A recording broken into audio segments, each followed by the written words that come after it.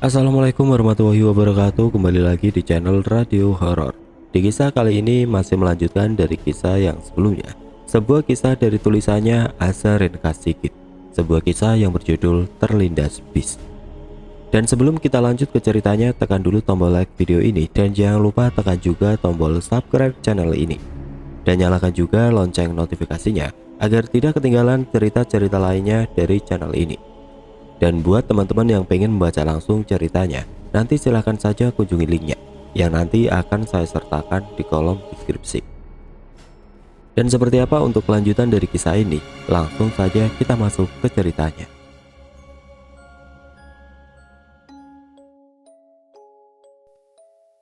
Akhir cerita buku harian. Hari ini aku dikejutkan dengan SMS dari Yuni, sepupu si Johan. Isi pesan itu menyuruhku untuk tidak mengganggu abangnya karena Johan sudah punya anak dan istri di kampung. Anak dan istri, kebusukan apalagi ini? Aku yang mengganggu, bukankah dia yang mengacak-ngacak hidupku? Dah, apakah kita terlalu jauh ikut campur kalau minta klarifikasi dari Yuni? Tanyaku dengan sedikit ragu. Ida balik bertanya, jika itu bisa mengungkap kebenaran, bagaimana? Kami berdua terdiam sejenak, terasa berat untuk melanjutkan. Banyak dugaan dan prasangka yang memenuhi otak kami. Masih ada lanjutannya lagi, Kada? Coba kau buka.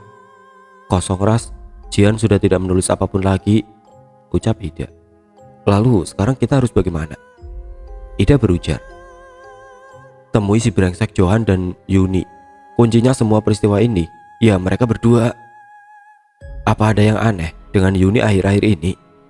Tanyaku penasaran, barangkali bisa jadi petunjuk. Setelah kejadian kesurupan itu, Yuni jadi pendiam, matanya cekung, dan tubuhnya juga kuyuk, seperti orang yang jarang tidur, ujar Ida. Setelah pulang dari sini, bisakah kau temui dia dan tanyakan apa saja yang Yuni ketahui tentang hubungan si brengsek Johan dengan Jihan? Baiklah, akan aku coba. Keadaan di pabrik juga jadi menakutkan. Aku dengar saat shift malam, banyak terjadi kejadian aneh. Dari mulai barang-barang yang berjatuhan sendiri, mesin mati yang tiba-tiba menyala, padahal tidak ada satupun orang di situ. Mungkin saja ada hal yang harus diungkapkan untuk membuat keadaan kembali kondusif seperti semula. Apa mungkin Johan juga mengalami teror sampai ia tidak bekerja lagi di pabrik kita? Ya mungkin saja. Aku sudah curiga saat mendengar kejadian kecelakaan itu. Entah karena konsentrasinya sedang buruk atau memang karena sesuatu yang gaib. Wallahu alam, hanya Allah yang maha mengetahui. Ya udah, sholat dulu aja yaudah. Udah masuk waktu zuhur. Nanti aku minta tolong belikan nasi bungkus di warteg ya. Kuucapkan dengan wajah melas, biar Ida iba padaku. Setelah zuhur, setelah membeli nasi bungkus dengan karet 2 lauk ikan bandeng dengan sambelnya busri yang spesial pakai cabai setan. Kenapa dinamakan cabai setan? Apakah setan juga makan cabai? Entahlah. Segera Ida pamitan pulang. Rupanya ia lupa dengan cucian yang sudah direndam 3 kali 24 jam. Misalkan tamu, sudah harus wajib lapor ketua RT. Lah ini cucian, mana bisa laporan? Astagfirullah. Sakitku ini ternyata sudah membuat sedikit konsleting di otakku. Tidak berselang lama, Anissa dan Arini juga sudah tiba di rumah. Assalamualaikum Ras, kamu masih hidup kan? Ucap Arini diiringi tawa bahagia di atas penderitaan orang lain. Rupanya ini anak walau jarang ngomong juga ngeselin kayak Ida. Waalaikumsalam, alhamdulillah Rin, udah bangun dari mati suri, balasku. Ras, kau tahu pabrik baru di depan pabrik kita itu? Tanya Anissa. Iya tahu, katanya sebuah pabrik otomotif ya. Kamu mau pindah kerja ke sana, Nis? Enggak lah. Bisa hilang tunjangan masa kerja aku. Lagi pula belum tentu seenak pabrik kita. Aku dapat kabar dari Jupri temannya Bang Johan bahwa ia pindah kerja di pabrik baru itu, ucap Nisa. Nis, coba kau lanjutkan baca buku harian Jihan lagi. Si Johan ini laki-laki pengecut. Kemudian datang Rini nimbrung obrolan kami. Kok ngobrolnya pada serius begini? Aku ketinggalan gosip apa nih? Ucap Rini. Kau saja yang jelaskan, Nis. Kepalaku masih terasa sakit. Walau sudah minum obat, belum lagi ditambah memikirkan beban hidup. Beberapa waktu kemudian setelah mereka membaca buku harian itu bersama, Ada yang janggal nih.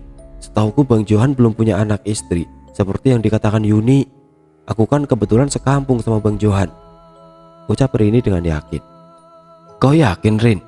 Tanyaku untuk memastikan. Yakinlah aku, namanya orang satu kampung, meski jaraknya berkilo-kilo pun tetap akan tahu kabar-kabar. Kalau beda keyakinan dengan kita sih memang benar, ucap Rini. Makin pusing kepalaku, tidak ada petunjuk lain lagi. Kalau memang kita ingin tahu ceritanya, harus bertanya pada orang-orang yang bersangkutan, ucapku pada mereka. HP-ku layarnya berkedip, suara getar diiring-iring tot. Ternyata SMS masuk dari Ida. Ras, aku sudah tahu kebenarannya dari versi Yuni. Kalau besok kau sudah sembuh, datanglah ke kosku. Kondisi Yuni juga memprihatinkan. Kutunjukkan SMS itu pada Nisa dan Rini. Kami saling beradu pandang dalam diam.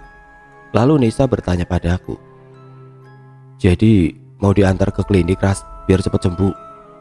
Sepertinya demamku sudah turun, mungkin hanya masuk angin karena kecapean. Minta bantu kerokin aja ya, Nis, ujarku. Alhamdulillah di perantauan seperti ini teman pun bisa jadi serasa saudara. Aku tidak sabar mendengarkan penjelasan Ida. Semoga esok tubuhku sudah sehat lagi. Kali ini diceritakan dari sudut pandang Yuni. Tubuhku sakit sekali. Baru kali itu aku hilang kesadaran dan orang bilang aku meraung-raung seperti orang kesurupan. Sama sekali aku tidak bisa mengingat potongan-potongan kejadian yang seperti mereka bilang. Semenjak kematian Jihan, ada rasa bersalah yang terus membayangiku. Aku memang berbohong padanya perihal Bang Johan sudah menikah dan punya anak di kampung. Karena aku cemburu melihat Bang Johan bersama Jihan. Perasaanku pada Bang Johan sudah tersemai sejak kami kecil. Bukan sekedar perasaan abang dan adik saja bagiku. Perasaan itu di hatiku ternyata jadi jauh lebih rumit. Aku tidak suka bila ada perempuan lain yang dekat dengan Bang Johan. Aku menjadi posesif dan terjebak perasaan. Pernah aku utarakan perasaanku pada ibuku. Ibu bilang aku gila, sudah jatuh karena cinta dengan saudara sepupuku sendiri. Tapi apa salahnya? Bukankah kami bukan saudara kandung? Aku juga tidak meminta perasaan ini ada.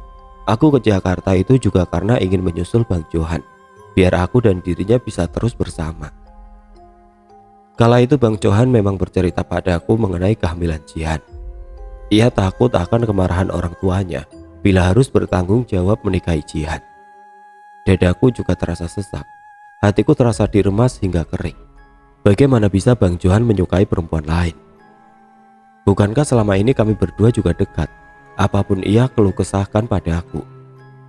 Kemanapun aku ingin pergi, ia selalu rela menemaniku. Ia sendiri bilang juga sayang padaku. Bang Johan sangat frustasi akan kehamilan Jihan. Ia tidak menginginkan kehamilan itu. Hari itu aku dimintanya untuk membeli obat atas rekomendasi temannya. Aku tidak berani bertanya, walaupun dalam hati kecilku ada rasa curiga. Berselang beberapa hari kemudian, siang itu Bang Johan datang ke kosku.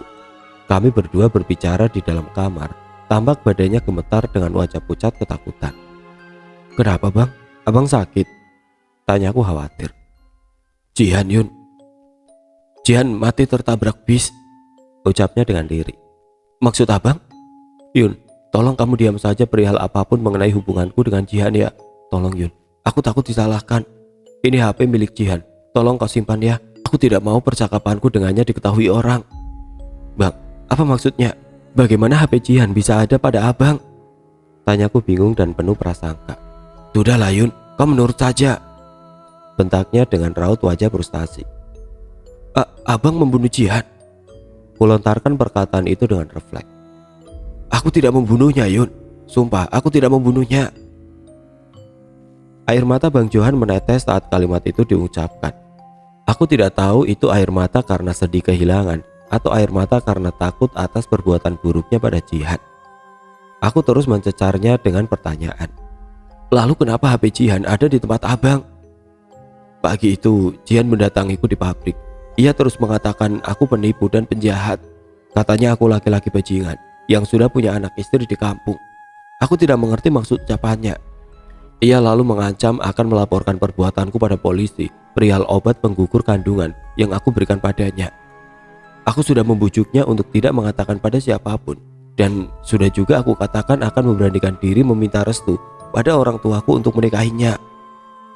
Lalu bang, apa yang terjadi? Dia marah dan sudah tidak percaya padaku lagi. Dia berlari ke arah jalan besar yang biasa dilewati bis dan kendaraan lainnya. Aku mengejarnya dari pabrik gedung tempat kami bertengkar tadi, karena aku takut ancamannya benar akan ia lakukan. Ternyata naas, ia tertabrak bis karyawan yang sedang lewat saat berlari. Aku segera berlari menghampiri untuk menolongnya. Melihat HP yang tergeletak di samping tubuhnya, saat itu juga aku berinisiatif mengambil HP itu. Aku takut Yun, ucapnya dengan tubuh menggigil karena takut. Aku tidak bisa berkata-kata apa lagi. Biarpun itu kecelakaan, Bang Johan tetap ketakutan karena memang dia merasa sudah berbuat jahat pada Jihan. Begitulah cerita yang sebenarnya dah. Setiap malam bahkan akan terus bermimpi buruk, seakan Jihan datang ingin mencekiku. Berkali-kali aku kesulitan bernapas dan merasa ada yang mencekat leherku setiap aku tertidur. Dan paling parahnya, aku selalu mendengar suara-suara perempuan menangis. Kadang suara perempuan bernyanyi saat menimang bayi. Bang Johan pun juga mengalami hal yang sama, sampai ia putuskan pindah tempat kerja. Kau harus ceritakan semua ini di kantor polisi, beserta HP Jihan yang kau simpan. Perihal bersalah atau tidak, biar pihak kepolisian yang menentukan. Dan satu lagi, kalian berhutang maaf pada keluarga Jihan, ucap Ida. Itu pun kalau kau ingin hidupmu tenang. Jin Korin yang menyerupai Jihan tidak terima dengan perbuatan kalian karena seumur hidup Jihan, Jin itulah yang terus bersamanya. Ia yang paling tahu apa yang Jihan rasakan, jadi akan terus menghantui kalian, timpal Ida lagi. Aku akan menghubungi Bang Johan setelah ini. Terima kasih dah. Sedikit rasa ringan rasanya setelah bercerita padamu. Beralih ke sudut pandang Johan. Gadis ayu berkulit putih halus bak mutiara khas perempuan tanah Pasundan. Rambut panjang yang terawat, selalu beraroma wangi setiap hari. Bibir mungil berwarna merah muda dan senyum yang dihiasi gigi gingsulnya. Ditambah lesung pipi yang membuatnya semakin manis dipandang. Gadis itu bernama Jihan. Aku jatuh cinta sejak pertama kali melihatnya. Debaran di hatiku ternyata disambut olehnya. Kucurahkan segala perhatian kepadanya. Aku tahu gadis ini tidak punya ayah, merindukan sosok yang bisa melindungi dan membuatnya nyaman. Aku hadir dalam hidupnya bagai oase di padang pasir.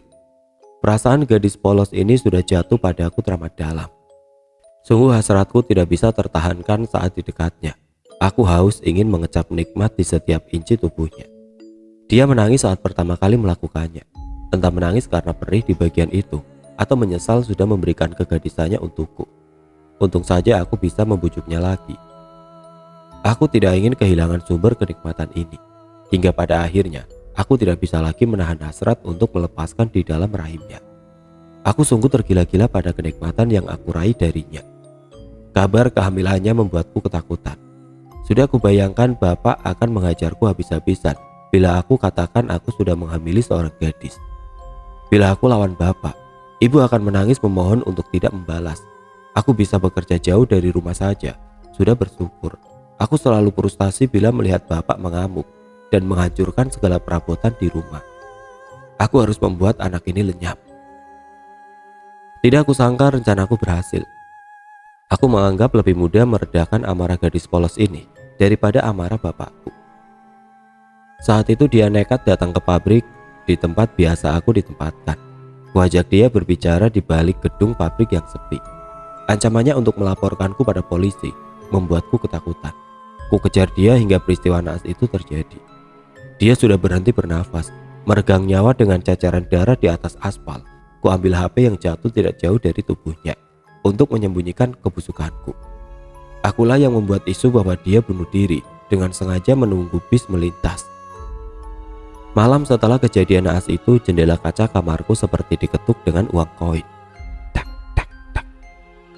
Mungkin ada bocah iseng.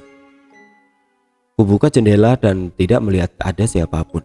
Kututup kembali jendela dan melanjutkan tidur. Kamarku jadi terasa panas dan pengap, padahal di luar sedang gerimis. Hingga aku lepas kaosku karena terasa sangat panas. Aku tertidur dengan bertelanjang dada.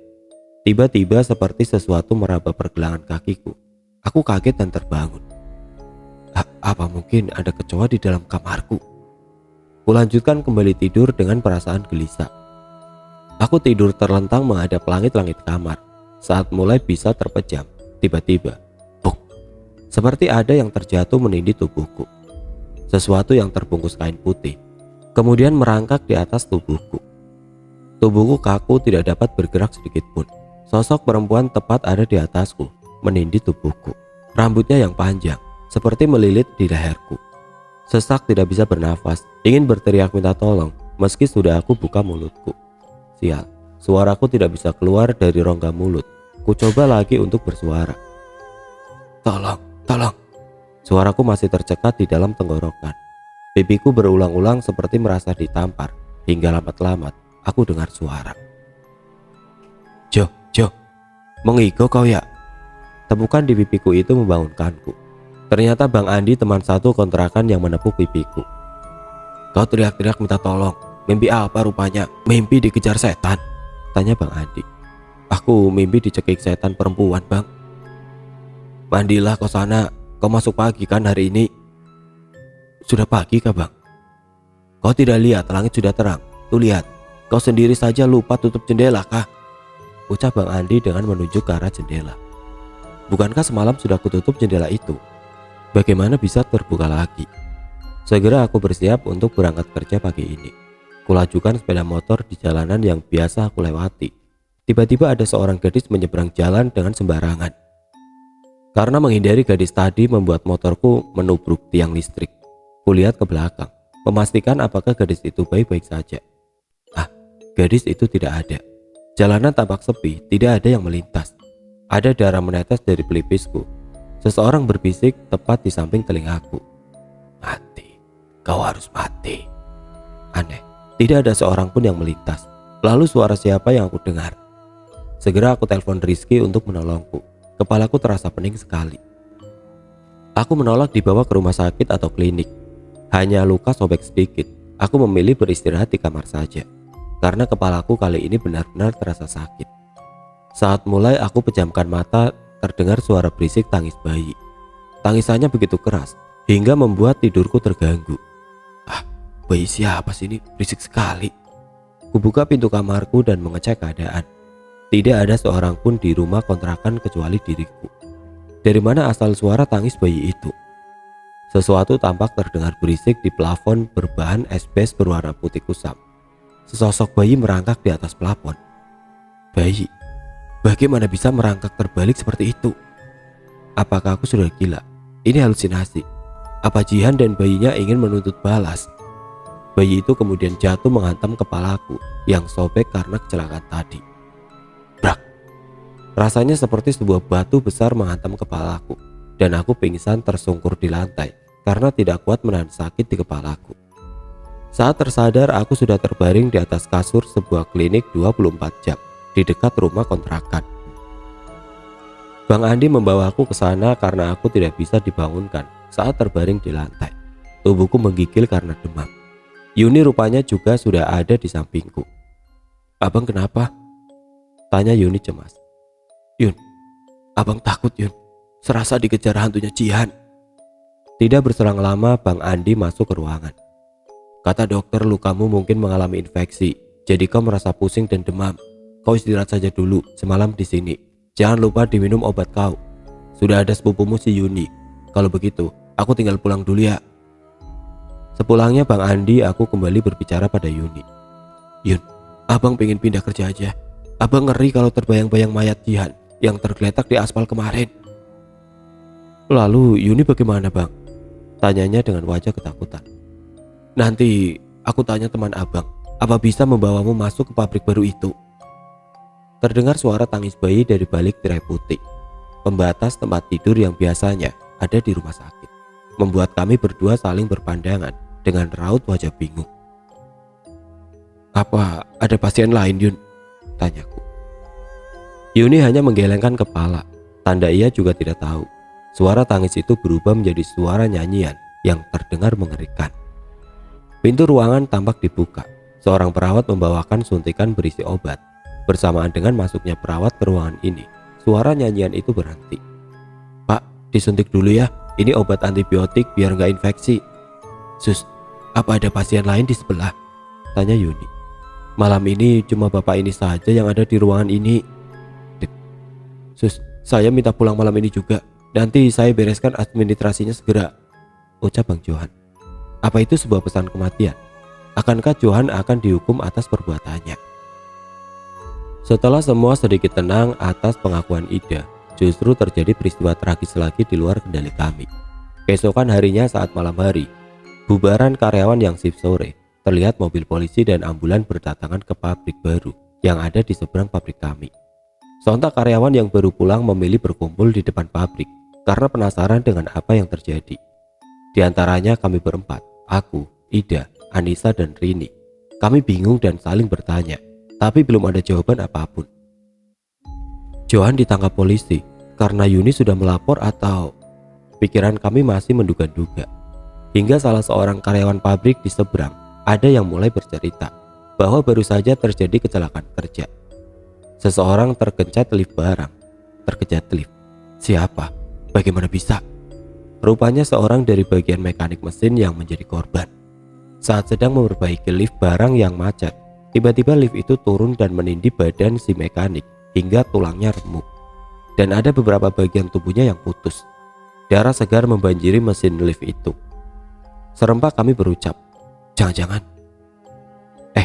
si Johan mantan karyawan di pabrik kita yang jadi korban, ucap salah seorang karyawan pabrik lainnya. Innalillahi wa inna ilaihi raji'un, ucapku. Apakah ini balasan atas perbuatannya? Sungguhkah ini terjadi? Ucapku dalam hati. Kami berempat saling menatap. Tanggung jawab atas perbuatannya ternyata sudah dibayar lunas dengan lebih tragis lagi. Lagi-lagi aku bertanya pada Ida. Meskipun dia bocah nyentrik, menurutku ia paling tampak bijak di antara temanku yang lain. Bagaimana bisa, Dak? Qadarullah, Ras. Kalau Allah sudah berkehendak dan itu perkara ajal, tentu saja akan terjadi.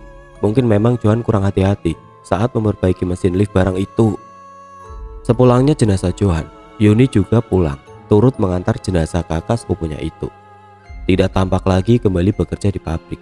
Kami kehilangan kontak dengan Yuni. Lagi pula orang yang harus bertanggung jawab atas semua peristiwa ini juga sudah meregang nyawa dengan cara lebih sadis. Menurut kabar, jenazahnya dalam keadaan tidak utuh. Tidak lama setelah kematian Johan, menurut penuturan Arini yang berasal dari satu kampung mereka, Yuni jatuh sakit dan tidak pernah keluar rumah. Tubuhnya kurus, tinggal kulit dan tulang. Kematian tragis si Johan membuatnya mengalami depresi berat. Kadang berteriak sendiri, menangis, berhari-hari tidak mau makan. Keluarga juga sudah membawa berobat ke medis ataupun alternatif, tapi belum membuahkan hasil. Buku harian milik Jihan kami kirimkan lewat pos ke alamat rumahnya di kampung, beserta surat penjelasan tentang Johan yang mengalami kecelakaan kerja dan sudah tidak bernyawa lagi. Tindakan apa yang akan dilakukan pihak keluarga biarlah menjadi kewenangan mereka. Setidaknya kebenaran sudah tersampaikan. Keadaan di pabrik juga sudah kembali kondusif setelah kematian Johan. Sudah tidak ada lagi kejadian-kejadian aneh. Tidak ada lagi perempuan yang menyerupai Jihan tampak di kamar mandi karyawan, di depan gerbang ataupun di area pabrik lain. Tidak pernah lagi terjadi kesurupan semenjak kejadian itu. Hingga suatu hari aku bermimpi seperti sedang berada di rumah panggung di kampung Jihan. Kami berlima ada di sana, bercengkrama dan saling bercanda dengan riang di teras dengan lantai kayu itu. Jihan pun tampak bahagia dengan terus mengembangkan senyum manisnya. Kuceritakan mimpi itu pada Ida. Mungkin itu pesan bahwa dia sudah tenang di alam kuburnya. Kita doakan saja dari sini. Suatu saat kita juga akan menyusul ke sana. Kematian itu pasti, hanya kapan dan bagaimana itu rahasia Allah, ucap Ida. 10 tahun berlalu aku memilih kembali ke desa karena sudah dapat jodoh, seorang karyawan pabrik juga. Dari hasil uang pesangonku dan suami beserta tabungan kami berdua, alhamdulillah aku bisa membeli sebuah rumah dan membuka usaha toko sembako di kampung. Anissa dan Rini masih di Jakarta. Mereka juga sudah dapat jodoh. Mereka memilih tetap bekerja di pabrik dan mengontrak sebuah rumah petak untuk keluarga kecil mereka. Ida sama sepertiku, memilih kembali ke desa, melanjutkan usaha pertanian milik orang tuanya. Jadi juragan sayur dan memilih membuka toko baju muslim di pasar induk. Lebaran kali ini kami memutuskan untuk berkumpul lagi. Kuundang Nisa dan Rini untuk libur ke desaku. Duduk bersama kami di pinggir telaga yang airnya berwarna biru kehijauan. Melepas rindu dan bersyukur masih diberi umur dan kesehatan untuk menyambung silaturahmi. "Mih, itu ada mbak cantik pakai selendang. Bisa berdiri di atas air kayak ninja Naruto," ucap anak Ida bernama Aisyah yang baru berumur 3 tahun. Rupanya bakat melihat yang tidak kasat mata menurun ke anaknya. Oh ya, Ida tidak jadi berjodoh dengan Bang Rizky, anak ibu juragan kos. Ida dijodohkan orang tuanya dengan laki-laki soleh, jebolan pondok pesantren terkenal di Jawa Timur, yang juga sedang mengurus beasiswa untuk melanjutkan studi di luar negeri. Selain ganteng, juga mewarisi bisnis di bidang pertanian dan perkebunan. Usaha yang juga ditekuni orang tua Ida. Kalau aku jadi Ida pun gak bakal nolak. "Adik, nanti ikut ngaji lagi ya sama Abi dan Umi, biar gak diganggu jin," ucap Ida pada anaknya. Jika benar anak indigo bisa melihat jin, bukan karena dia memiliki kemampuan khusus melebihi yang lain, sehingga bisa melihat jin, namun karena ada jin yang menampakkan diri kepadanya. Allah berfirman, "Dia adalah Tuhan yang mengetahui yang gaib, dan dia tidak memperlihatkan kepada seorang pun tentang yang gaib itu, kecuali kepada Rasul yang diridhoinya. Sesungguhnya dia mengadakan penjaga-penjaga di muka dan di belakangnya." Tidak ada yang mengetahui perkara gaib kecuali Allah dan Rasul yang diridhoinya. Apabila seseorang bisa melihat jin, boleh dikatakan dalam keadaan tidak normal atau dalam gangguan jin. Bagaimana agar tidak diganggu jin? Suatu ketika Ubay pernah menangkap jin yang mencuri makanannya. Ubay bin Ka'ab berkata kepada jin, "Apa yang bisa menyelamatkan kami dari gangguan kalian?" Si jin menjawab, "Ayat kursi. Barang siapa membacanya di waktu sore, maka ia akan dijaga dari gangguan kami hingga pagi. Dan barang siapa membacanya di waktu pagi, maka ia akan dijaga dari gangguan kami hingga sore." Lalu paginya Ubay menemui Rasulullah SAW untuk menuturkan hal itu, dan beliau menjawab, "Si buruk itu berkata benar." Hadis riwayat Hakim, Ibnu Hibban, Tabarani, dan lainnya. Albani mengatakan, sanadnya Tarobani Jayid. Sebuah perbuatan akan mendapat ganjaran, entah itu perbuatan baik atau buruk, meski sekecil biji sawi. Semoga kita selalu dalam lindungan Allah, dijauhkan dari segala hal buruk.